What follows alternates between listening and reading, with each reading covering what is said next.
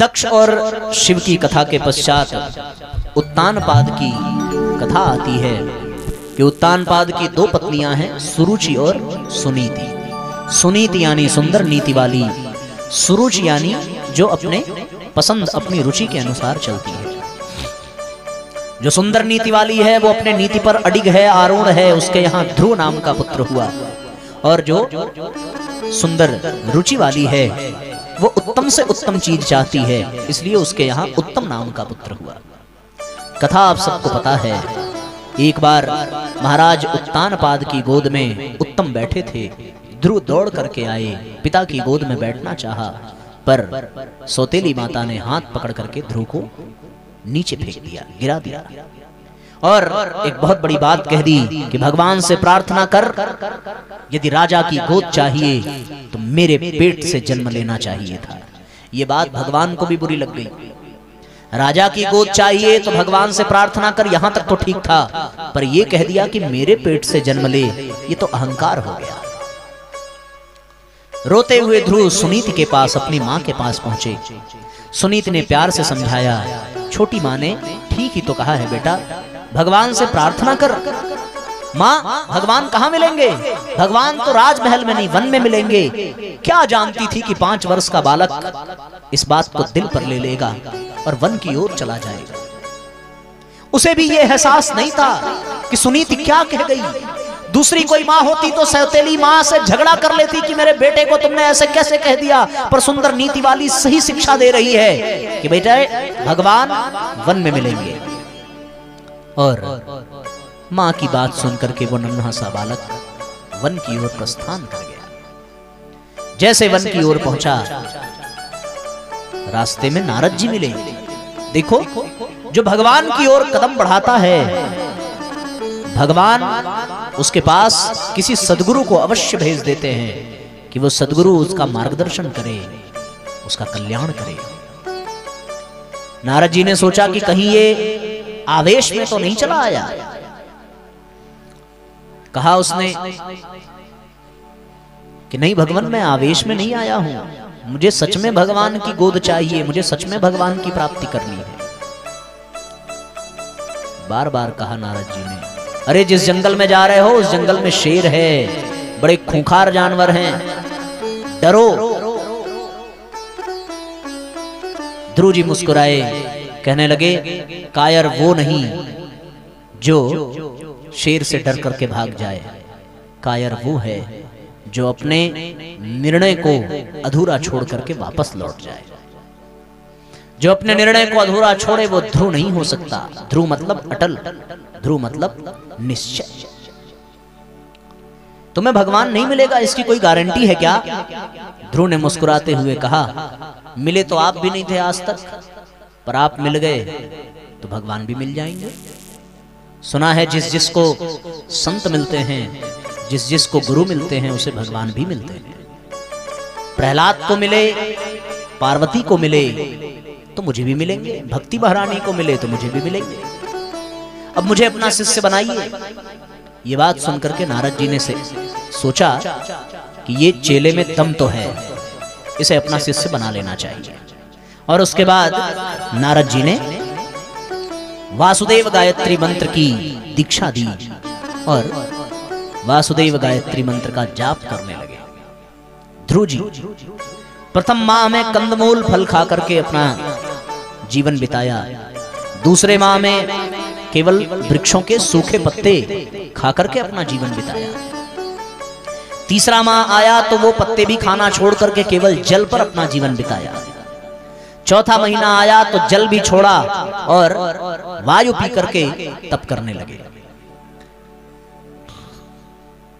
पांचवा महीना आया तो अपनी सांस को रोक करके वायु भी लेना बंद कर दिया। जैसे ही ध्रुव जी ने सांस रोका है, उसी क्षण सृष्टि की गति रुक गई। पशु पक्षी जो उड़ रहे थे वो वहीं स्थिर हो गए। समुद्र का जल स्थिर हो गया, नदियां रुक गईं, सूर्य की यात्रा रुक गई, देवताओं के श्वास रूंधने लगे। सब भगवान के पास गए प्रार्थना करने कि हे प्रभु,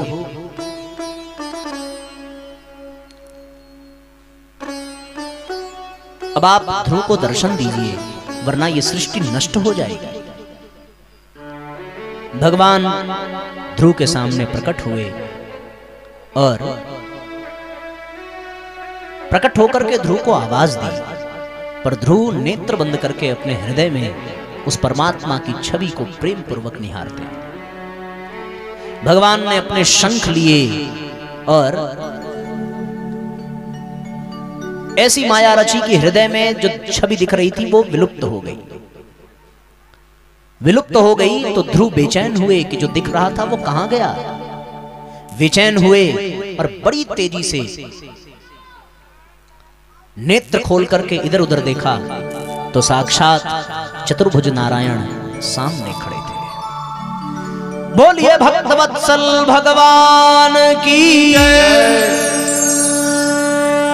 जैसे ही भगवान ने देखा कि ध्रुव की आंखों में आंसू हैं, ध्रुव कुछ कहना चाहते हैं पर अज्ञान अबोध बालक क्या कहेगा, उसके पास कोई ज्ञान नहीं है। भगवान ने अपने शंख से ध्रुव के कपोल को स्पर्श किया और उसी क्षण ध्रुव को चारों वेदों का ज्ञान प्राप्त हो गया।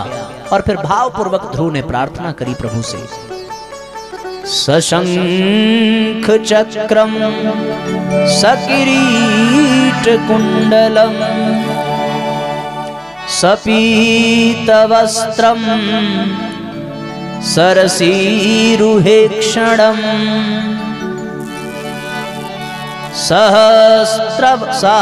सहस्रवक्षः स्थलकौस्तु भस्रियं नमामि विष्णुं शिरसा चतुर्भुजम्। भावपूर्वक भगवान की चरण वंदना की है। तेरी शरण प्रभु तेरी शरण, तेरी शरण में आया हूँ प्रभु जी, तेरी शरण में आया हूँ। तेरी शरण प्रभु तेरी शरण, तेरी शरण प्रभु तेरी शरण, तेरी शरण में आया हूँ प्रभु जी, तेरी शरण में आया हूँ। तेरी शरण प्रभु तेरी शरण, तेरी शरण प्रभु तेरी शरण। एक साथ तालियां बजाइए और एक साथ दोहराइए।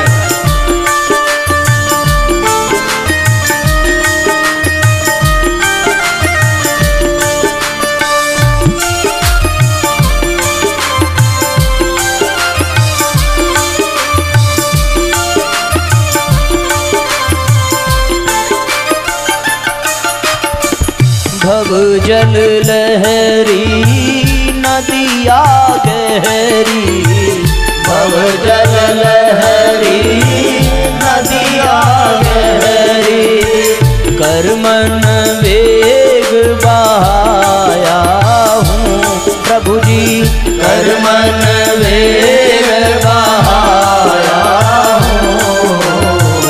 तेरी शरण प्रभु तेरी शरण, तेरी शरण प्रभु तेरी शरण। दोनों हाथ ऊपर उठा करके एक साथ तालियां बजाइए।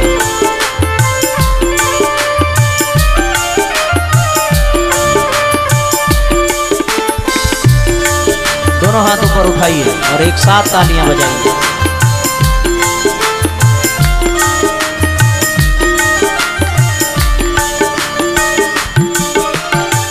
परबल माया जाल बिछाया, परबल माया जाल बिछाया, परबल माया जाल बिछाया, परबल माया जाल बिछाया, चारों तरफ फंसाया हूँ प्रभु जी, चारों तरफ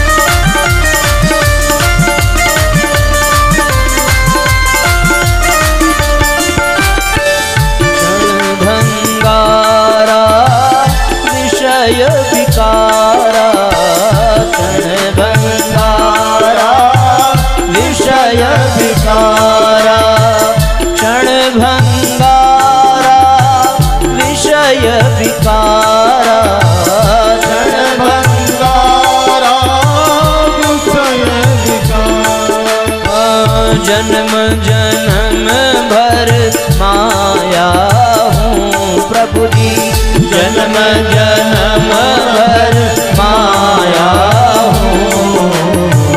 तेरी शरण प्रभु तेरी शरण, तेरी शरण प्रभु तेरी शरण।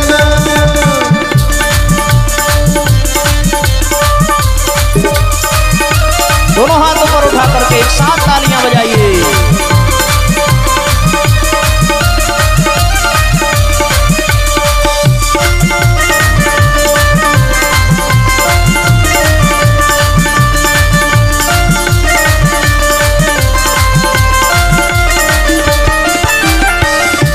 ब्रह्मानंद दास दासन का, ब्रह्मानंद दास दासन का, ब्रह्मानंद दास दासन का, ब्रह्मानंद दास दासन का, चरण कमल लिपटाया हूँ प्रभु जी, चरण कमल लिपटाया हूँ। तेरी शरण प्रभु तेरी शरण, तेरी शरण प्रभु तेरी शरण। तेरी शरण मैं आया हूँ प्रभु जी, तेरी शरण मैं आया हूँ। तेरी तेरी शरण, तेरी शरण प्रभु तेरी शरण। कर मन वेग बहाया हूँ प्रभु जी, कर मन वेग बहाया हूँ। तेरी शरण प्रभु तेरी शरण, तेरी शरण प्रभु तेरी शरण। तेरी शरण प्रभु तेरी शरण, तेरी शरण तेरी शरण।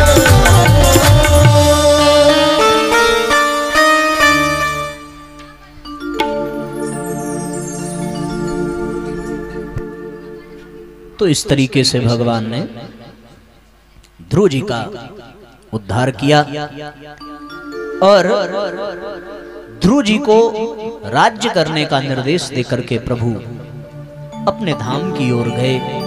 यहाँ नारद जी के कहने पर उत्तानपाद को अपनी गलती का एहसास हुआ। ध्रुव को राज्य पाठ देकर के पत्नी सुनीति के साथ वन की ओर तप करने गए। आगे चल करके ध्रुव के वंशजों की कथा है। ध्रुव के पुत्र के रूप में महाराज अंग हुए, जो भगवान के बड़े भक्त थे। अंग के वेन हुए। वेन बड़ा दुष्ट प्रकृति का राजा था। ऋषियों ने उसके पाप के कारण उसे मृत्यु दंड दिया। और दुष्ट के अंदर भी कुछ विशेषता, कुछ गुण होते हैं। वेन की ही भुजाओं को मत करके उन ऋषियों ने भगवान का आवाहन किया। तो फिर वेन से ही पुत्र के रूप में महाराज पृथु का प्राकट्य हुआ। बोलिए पृथु भगवान की। जैसे जनक से जानकी बनी, द्रुपद से द्रौपदी बनी, उसी प्रकार पृथु से पृथ्वी बनी। पृथ्वी का पिता कहा जाता है महाराज पृथु को। महाराज पृथु के आने से उन्होंने सभी क्षेत्रों के प्रतिनिधियों को लेकर के पृथ्वी का दोहन किया है। और पृथ्वी का दोहन करके उन्होंने ऋषि परंपरा और कृषि परंपरा को जन्म दिया। पहाड़ों को काटकर, खाइयों को पाटकर पृथ्वी को समतल किया। उसी समय से खेत खलिहान का क्रम प्रारंभ हुआ। समस्त सर्वत्र हरियाली समृद्धि की वृद्धि हुई, अमीर और गरीब में दूरियां मिटी। जिस यज्ञ आदि धार्मिक कृत्य को वेन ने अपने पाप के कारण बंद कर दिया था, महाराज पृथु ने उन सबको फिर से प्रारंभ किया। और पृथु के यज्ञ करने से भगवान प्रसन्न हुए। सनत कुमारों ने ज्ञानोपदेश किया, महाराज पृथु का कल्याण हुआ। पृथु के पुत्र अंतर्धान हुए और इस तरीके से उनका वंश आगे बढ़ा। उनके वंशज के रूप में प्राचीन बरही नाम के पुत्र हुए। प्राची दिशा में लगातार यज्ञ करने के कारण बरही खत का नाम प्राचीन बरही पड़ा। और प्राचीन बरही के प्रचेता नाम के 10 पुत्र हुए, जिनका कल्याण नारद जी ने भगवान शिव की आराधना में लगा करके किया। उन्होंने रुद्रगीत गाया है, रुद्रगीत का ज्ञान दिया। इधर प्राचीन बरही जो केवल कर्मकांड में ही उलझ करके रह गया था, नारद जी ने पुरंजनोपाख्यान सुनाया है कि एक पुरंजन नाम का जीव है। पुरंजन नाम का जीव और उसका एक अज्ञात नाम का मित्र है। वो दोनों घूमने के लिए निकले। घूमते घूमते इस संसार में आए। संसार में आकर के पुरंजन का जो मन था वो यहीं फंस गया। अपने अज्ञात मित्र से कहा कि तुम लौट जाओ, मैं कुछ दिन घूम टहल करके फिर आऊंगा। वो लौट गया और ये जो पुरंजन नाम का जीव है, इसे इस संसार में 9 द्वार का महल मिला। 9 द्वार के इस महल में वो रहने लगा। उसने एक स्त्री को आते हुए देखा जो पुरंजनी है। उससे उसने विवाह किया। पुरंजन और पुरंजनी, बच्चों को जरा शांत कराइए, बहुत ज्यादा शोर कर रहे हैं। पुरंजन और पुरंजनी का विवाह हुआ। उनके 11 पुत्र हुए। वृद्धावस्था तो आती ही है, भोगों के द्वारा भोगा गया जीव मरते समय स्त्री का चिंतन करता है और विषयों का चिंतन करते करते मरने के बाद वो स्त्री योनि में ही बनी।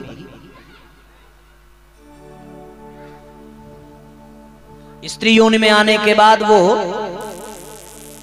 विदर्भ कन्या के रूप में जन्म लेता है। द्रविड़ देश के पांड्य राजा से विवाह हुआ। बचपन और वृद्धावस्था में पुण्य के कारण वो पुरंजन ब्राह्मण की कन्या बनकर के आया। विवाह के बाद उसके पुनः 7 पुत्र हुए और इन गृहस्थ धर्म को निभाते निभाते उसके पति की मृत्यु हुई। पति के वियोग में वो सती होने चली। सती होने जा ही रही थी कि वो अज्ञात नाम का जो मित्र था वो आया। कहने लगा, क्यों सती हो रही हो? उसने कहा, मेरे पति मर गए हैं। उस अविज्ञात रूपी मित्र ने याद दिलाया कि तुम कोई पत्नी नहीं हो, तुम कोई स्त्री नहीं हो, तुम पिछले जन्म में पुरंजन नाम के जीव थे।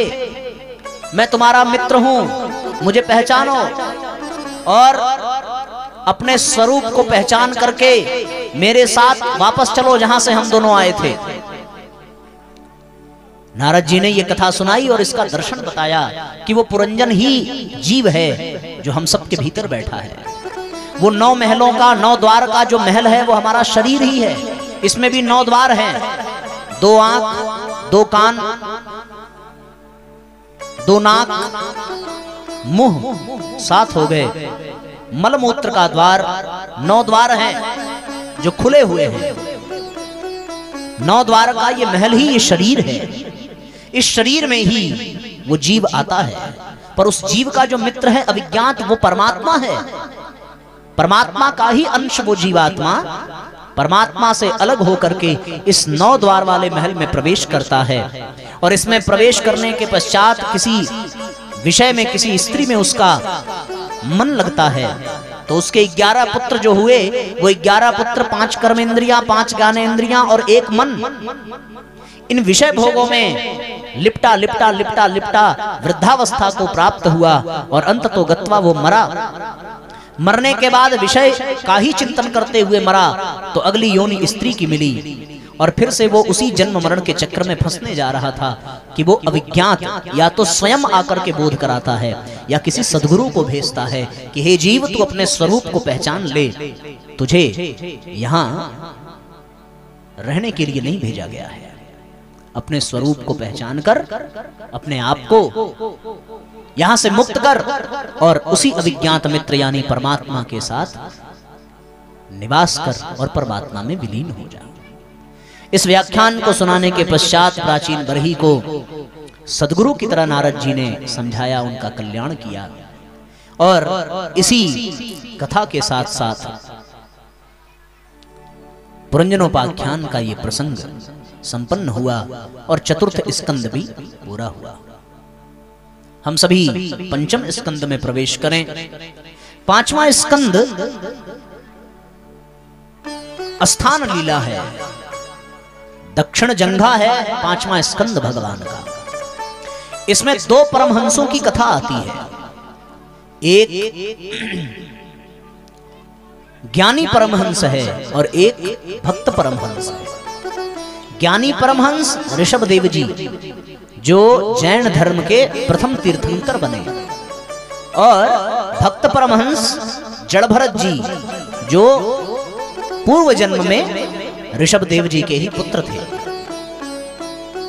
ऋषभ देव महाराज प्रियव्रत के पुत्र और प्रियव्रत उत्तानपाद के भाई और महाराज मनु के पुत्र।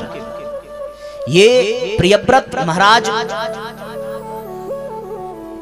मनु से आज्ञा लेकर के गृहस्थ धर्म का त्याग कर कर सन्यास को धारण करते हैं, हिमालय की कंदराओं में तप करने वाले। पर नारद जी और महाराज मनु के और ब्रह्मा जी के प्रेरणा से इन्होंने पुनः गृहस्थ धर्म को स्वीकार किया। गृहस्थ धर्म का स्वीकार कर इनके 10 पुत्र हुए। 3 पुत्रों को इन्होंने समाज के कल्याण में लगाया और 7 पुत्रों से इन्होंने पूरे भूखंड को 7 द्वीप में विभाजित कर एक एक द्वीप का मालिक बनाया। सप्तद्वीप नौखंड की वहीं से शुरुआत होती है। इनके आगे चलकर के जम्बूद्वीप और आग्निघ्र नाम के पुत्र हुए। उनका विवाह पूर्व चित्त से हुआ। उनके नाभि राजा हुए। नाभि राजा और मेरु देवी से यज्ञ भगवान का प्राकट्य हुआ। यज्ञ का तात्पर्य क्या है, यज्ञ की प्रेरणा क्या है, यज्ञ की शिक्षा क्या है, यदि ये आपको जानना है तो आपको कल सवेरे यहां यज्ञ में आना पड़ेगा। कहां गए वो सुरेश जी और बद्री जी? यज्ञ कितने बजे होता है भैया? हाँ 10 बजे, 9 बजे? तो ठीक है, आप 9 बजे यज्ञ होता है ना, तो कल आप सवेरे 9 बजे यज्ञ में आना। और कल वाले सवेरे के यज्ञ में मैं भी आऊंगा और सवेरे यज्ञ में आकर के आपको यज्ञ का जो दर्शन है, यज्ञ से क्या प्रेरणा मिलती है, वो आधे 1 घंटे में आपका समय लेंगे और आपको यज्ञ की प्रेरणा क्या है वो बताएंगे। तो कल वाले यज्ञ में आप सब आना, तो आपको यज्ञ की विशेषता का पता चलेगा। ऐसी स्थिति में नाभि और मेरु देवी से यज्ञ नारायण का प्राकट्य हुआ। यज्ञ के पुत्र हुए ऋषभदेव। ऋषभदेव परमहंसों की मर्यादा का प्रतिपादन करते हैं। एक बार महाराज इंद्र ने वर्षा नहीं की तो ऋषभदेव ने अपने तपोबल से वर्षा की। इससे इंद्र जी प्रसन्न होकर के अपनी पुत्री जयंती का विवाह ऋषभदेव से करते हैं और फिर ऋषभदेव के 100 पुत्र हुए, जिसमें से सबसे बड़े पुत्र जो हैं वो भरत बने। उन्हीं के नाम पर इस देश का नाम भारत पड़ा।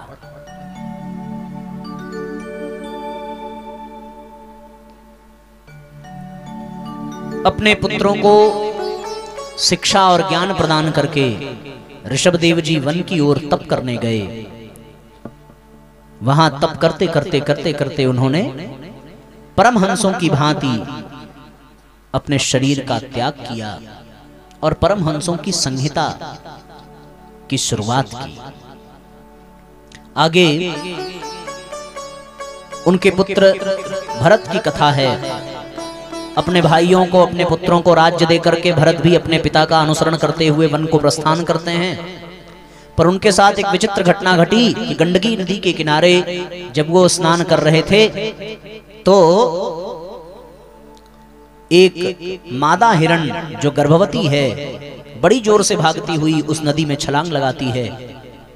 पीछे से कोई शेर उसे दौड़ा रहा है। भय के कारण नदी में ही उसका प्रसव हुआ और उसने बच्चे को जन्म दिया। दर्द और भय के नाते उसके प्राण छूट गए और वो हिरण का बच्चा बहते बहते भरत जी के पास आया जब वो गंडकी नदी में स्नान कर रहे थे। उन्होंने उस बच्चे को बचा लिया। एक मनुष्य होने के नाते दया का गुण है तो बचाना ही चाहिए, पर केवल बचाया ही नहीं, उस बच्चे में इनकी आसक्ति होगी।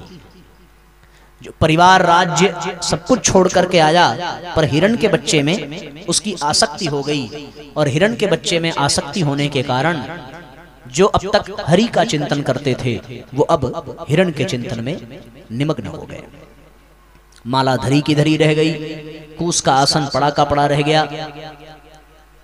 सब साधना पद्धति टूट गई, बिखर गई, क्योंकि जब माला करने बैठते वो हिरण का बच्चा आकर के चाटने लगता, खेलने लगता, कूदने लगता। वो भी माला छोड़ करके उसको दुलार करने लगते। वो खाया कि नहीं खाया, उस कहाँ है, सुरक्षित है कि नहीं है, आदि आदि में उनका जीवन लगने लगा और पूरी दिशा ही बदल गई आसक्ति के कारण। और जब ये दिशा बदली भैया तो फिर परिणाम क्या निकला। एक दिन उस हिरण के बच्चे ने हिरण के झुंड को देखा और उसे पता चला कि वो किस बिरादरी का है। इनको छोड़ करके चला गया। उस हिरण के वियोग में ये इतना दुखी हुए कि इनके प्राण चले गए। हिरण का चिंतन करते करते करते करते मरे तो अंते मति सा गति, हिरण के रूप में ही पैदा हुए। और हिरण के रूप में पैदा हुए पर भगवान की कृपा और पूर्व जन्मों का पुण्य, इनको ये स्मरण रहा, पूर्व जन्म का ज्ञान। हिरण होते हुए भी हिरण के व्यवहार में नहीं फंसे, भगवान का ही चिंतन मनन करते हुए जानबूझकर नदी में अपने प्राण त्यागे और हिरण की योनि से निकलकर एक ब्राह्मण के यहाँ पुत्र के रूप में जन्म लेते हैं। इस जन्म में भी पूर्व जन्म का संपूर्ण ज्ञान है। पिछले जन्म में आसक्ति के कारण फंस गए थे। ये वाला जीवन बेकार ना हो इसलिए किसी से संबंध बनाया ही नहीं। संबंध तब बनता है जब व्यक्ति किसी की ओर देखता है और जब किसी से बात करता है। आप ट्रेन में यात्रा करो, आप किसी की ओर ना देखो तो कोई आपको भी नहीं देखेगा। यदि आप किसी से बात ना करो तो कोई बात नहीं करेगा। पर यदि आपने किसी को देखा और देख करके हल्का सा मुस्कुराए तो इसका मतलब आप उसके ऋणी हो गए। अब वो भी मुस्कुराएगा ही, तो आपको फिर से मुस्कुराहट दिखानी पड़ेगी कि हाँ भाई आप मुस्कुरा रहे हैं तो हमें भी भगवान ने मुंह दिया है, हम भी मुस्कुराएंगे। फिर वो दांत दिखाएगा, फिर तुम भी दांत दिखाओगे। फिर वो हंसेगा, फिर तुम हंसोगे। फिर हंसते हंसते वो पूछेगा कहाँ जा रही हो, तो फिर तुम बताओगी मैं यहाँ जा रही हूँ। तुम कहाँ जा रही हो, बस सिलसिला चालू। अच्छा तुम भी वहीं जा रही हो, oh my God what a coincidence, कितना अच्छा है, वेरी गुड, तो बढ़िया है, हम दोनों साथ साथ चलेंगे। अब जिसको पहले भूख लगेगी वो अपना डब्बा निकालेगी, हैव सम बिस्किट प्लीज। चलो भाई शुरुआत हो जाती है। अब तुम अपने मन में सोचोगे यार इसका बिस्किट खा लिया, अब तुम भी अपना अचार निकालोगे। अचार चाहिए क्या? अरे घर का बना है, मीठा वाला है। बस लेन देन शुरू हुआ, रिश्ता बन गया। रिश्ता बना, बंधन में फंसे। तुम्हारा अचार महंगा, उसका बिस्किट सस्ता, दोनों बराबर होता तो बंधन में नहीं फंसते, पर यही फंस गए। जिसका ज्यादा हुआ वो बढ़ गया, और ज्यादा लेने वाला फंसा ऐसी बात नहीं है, ज्यादा देने वाला भी फंस गया। जब तक वो अपना हिसाब नहीं चुकता करेगा तब तक तो वो मुक्त होगा ही नहीं। फिर ये संबंध बढ़ते बढ़ते बढ़ते बढ़ते और करीबी बढ़ेगी, फिर ज्यादा लेन देन होगा। अरे यार तुम अपने आदमी हो, कोई बात नहीं, 100-200 का हिसाब रखते हो, आज के बाद बात मत करना अगर ऐसा रखना है तो। अरे नहीं नहीं कोई बात नहीं भाई, ठीक है चलो 100-200 कोई बात नहीं। फिर वो 100-200 1000-2000 में बदलता है। अब जब वो 10,000 हो गया तो कैसे चुकता हो? फिर वही अगले जन्म में पुत्र बन करके आता है, हिसाब चुकाता है। हो गई कहानी शुरू। तो जड़ भरत जी जो हैं वो ये सोचते हैं कि किसी की तरफ देखूंगा ही नहीं, माँ बाप की तरफ भी नहीं देखा, किसी के बात का कोई उत्तर नहीं दिया, न देखूंगा न बोलूंगा, कोई संबंध ही नहीं किसी से। सबने सोचा यार पागल है। भाइयों ने उसको घर से निकाल दिया, जाओ खेत में रहो, खेत की रक्षा करो।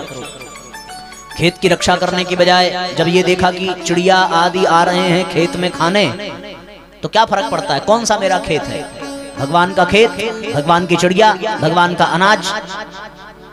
प्रारंभ किया, एक ही बात गुनगुनाते जब चिड़िया आती, राम जी की चिड़िया राम जी का खेत, आओ खाओ चिड़िया भर भर पेट। राम जी की चिड़िया राम जी का खेत, आओ खाओ चिड़िया भर भर पेट, आओ खाओ चिड़िया भर भर पेट, आओ खाओ चिड़िया भर भर पेट। भाइयों ने कहा खेत भी नहीं भगा सकता, खेत की भी रक्षा नहीं कर सकता, इतना बेकार आदमी है। धक्के मार करके निकाल दिया। बड़े प्रसन्न हुए, भगवान की बड़ी कृपा की इस जिम्मेदारी से भी मुक्ति मिली। वन की ओर प्रस्थान किया और वहां पर राजा की पालकी जा रही थी। राजा की पालकी जा रही थी तो पालकी में कितने लोग होते हैं? 4 लोग होते हैं। एक की कुछ तबीयत गड़बड़ हुई तो वो चला गया, अब बचे 3 से पालकी जाए कैसे? कोई एक चौथा चाहिए। तो उन राजा के सैनिकों ने ढूंढते ढूंढते इनको ही पकड़ लिया। चलो तुम हट्टे कट्टे हो, मजबूत हो, चलो पालकी उठाओ। अब चूंकि इनको किसी बंधन में नहीं बंधना है ना, पालकी उठा तो ली, पर शास्त्र ये कहता है कि दृष्टिपूतम नशेत पादम, एक एक पैर बढ़ाओ दृष्टि से छान करके, और वस्त्रपूतम जलम पिबेत, वस्त्र से छान करके जल पियो। तो देख देख करके कदम बढ़ाते हैं, क्योंकि जंगल है, वन है, कीड़े मकोड़े जमीन पर रेंगते हैं। कुछ चींटियां जा रही थी, उनके ऊपर पैर न पड़े इसलिए उनको लांघने के लिए बड़ी जोर से उछले। अब 4 आदमी में से एक आदमी पालकी लेकर के उछले तो पालकी के भीतर जो बैठा है उसकी क्या हालत होगी? पालकी में आप लोग बैठे हो? नहीं।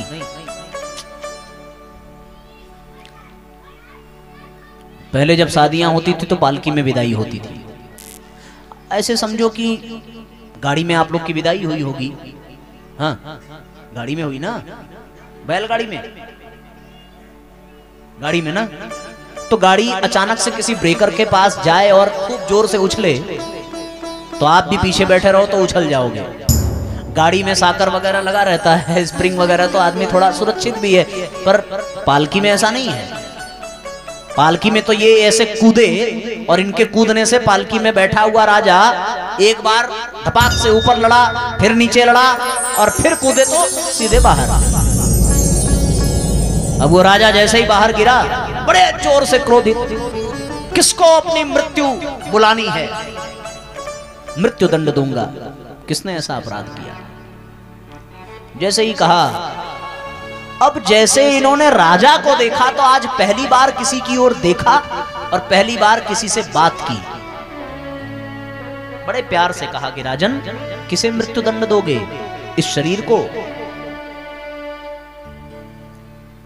जो नाशवान है या इस शरीर में जो शरीरी है उसको। अब ये बात सुनी तो राजा भी बड़ा बुद्धिमान था। उन्होंने इनकी ओर देखा, ललाट पर तेज और ऐसी रहस्यमयी बातें। हाथ जोड़ करके राजा खड़ा हो गया, कहने लगा, भगवान आप कौन हैं? निश्चय ही आप कोई महात्मा हैं, वरना ऐसी रहस्यमयी बात कौन कर सकता है? मुझे अपना सेवक, अपना शिष्य जानकर क्षमा करिए और मुझे ज्ञान प्रदान करिए। उसके बाद उन्होंने आत्म कल्याण की बातें उस राजा को बताई और अंत में ये कहा कि राजन, पूर्व जन्म में तुम ही वो हिरण थे और मैं भरत था। हमारा तुम्हारा हिसाब कुछ बाकी था। आज ये दिव्य ज्ञान दे करके मैंने तुम्हें भी मुक्त किया और मैं भी तुम्हारे बंधन से मुक्त हुआ।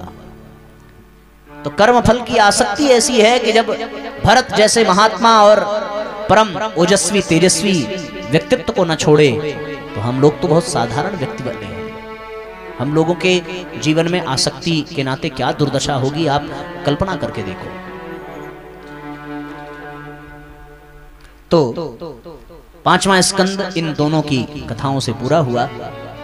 पांचवें स्कंद में आगे चल करके खगोल, भूगोल, ज्योतिषी, मुख्य मुख्य पर्वतों का, मुख्य मुख्य नदियों का और कई प्रकार के नरकों का वर्णन है।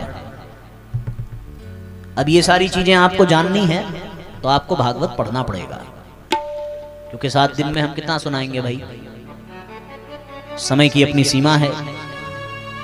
कृष्ण जन्म तक जाना है आज, इसलिए आप ये मान करके चलो कि यदि भागवत का पूरा ज्ञान विज्ञान जानना है तो आपको किसी समर्थ आचार्य के संरक्षण में बैठ करके खुद भागवत पढ़नी पड़ेगी। 7 दिन में भागवत जो सुनाई जाती है उसके माध्यम से भागवत में तुम्हारी रुचि, तुम्हारा प्रेम बढ़े, ऐसा प्रयास होता है। उस रुचि और उस प्रेम को जगा करके हम लोग चले जाते हैं। फिर हमारे जाने के बाद आप लोग भी पढ़ते नहीं हो, सोचते हो गई कथा, मिल गई मुक्ति, अजामिल तर गया, गज तर गया, गोकर्ण तर गया, हम भी तर गए। तो इसलिए वास्तव में भागवत में रुचि पैदा करो और अपने से भागवत का स्वाध्याय अध्ययन करने की आवश्यकता है। आप जो है, अच्छा किसी के घर में है क्या भागवत? किसी के घर में भागवत महापुराण किसके किसके घर में है? हाथ उठाओ जरा, अब हाथ नीचे करो।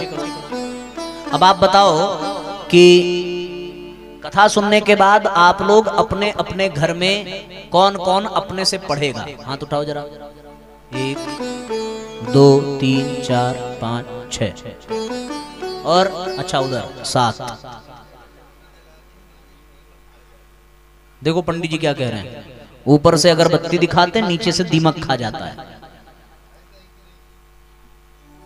तो इसलिए भागवत दीमक को खिलाने के लिए नहीं, अगरबत्ती को दिखाने के लिए नहीं है, भागवत पढ़ने के लिए है।